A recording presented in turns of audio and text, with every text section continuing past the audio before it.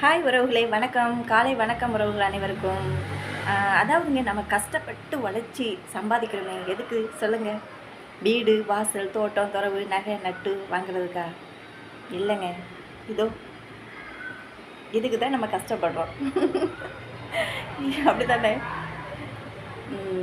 நம்ம நல்லபடியாக சாப்பிட்டு நல்லபடியாக இருந்தால் தான் நம்ம உழைக்க முடியும், வேர்வை சிந்த முடியும், கஷ்டப்பட முடியும்.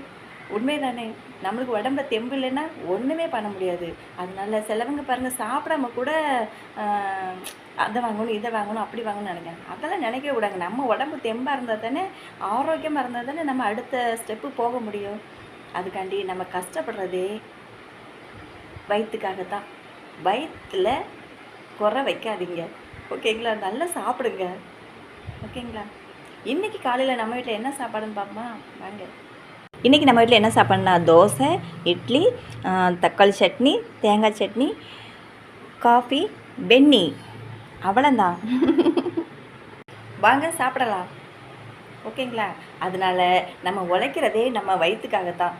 நம்ம பசியை வச்சுட்டு வேலை செஞ்சால் ஒரு பிரயோஜனமே இல்லை.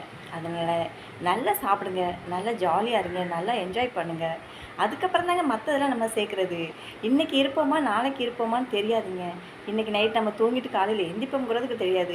அதனால நல்லா ஜாலியாக சாப்பிடுங்க, நல்லா என்ஜாய் பண்ணுங்கள், ஓகேங்களா? நம்ம அப்படி சேர்த்து வைக்கணும், இப்படி சேர்த்து வைக்கணும்னு நினைக்கவே நினைக்காதீங்க.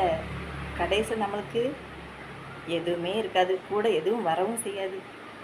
என்ன வரும் உங்கள் கூட கடைசியில் சொல்லுங்கள்?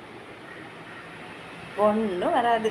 அதனால நல்லா சாப்பிடுங்க, நல்லா ஜாலியாக இருங்க, நல்லா என்ஜாய் பண்ணுங்கள், ஓகேங்களா? பிடிச்சிருந்தால் லைக் பண்ணுங்கள்.